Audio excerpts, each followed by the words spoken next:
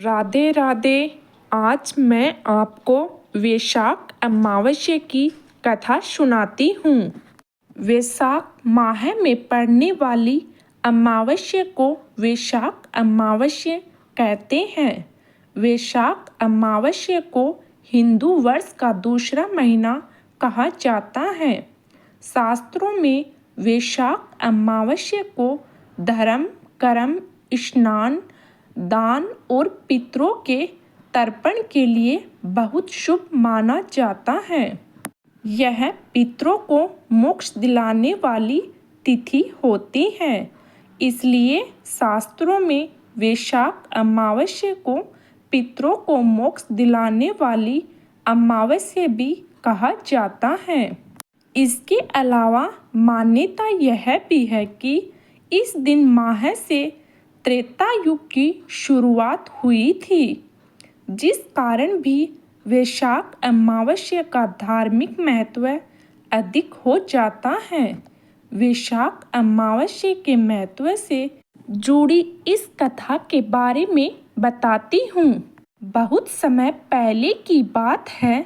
धर्मवर्ण नाम के एक ब्राह्मण थे। वह ब्राह्मण बहुत ही धार्मिक, पवित्र थे। वो हमेशा व्रत उपवास करते रहते थे। वह ऋषि मुनियों का आदर करते थे और उनसे ज्ञान ग्रहण करते थे। एक बार उन्होंने किसी महात्मा के मुख से सुना कि कलयुग में भगवान विष्णु के नाम का स्मरण से ज़्यादा पुण्य किसी भी कार्य में नहीं मिलता है।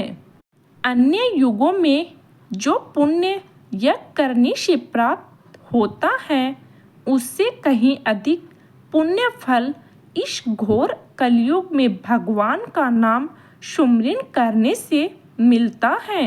धर्मवर्ण ने इस बात को आत्मसात कर लिया और सांसारिक जीवन छोड़कर संन्यास लेकर भ्रमण करने लगे। एक दिन घूमते घूमते वह पितरलोक जा पहुँचे। वहाँ उन्होंने देखा कि उसके पितर बहुत कष्ट में हैं।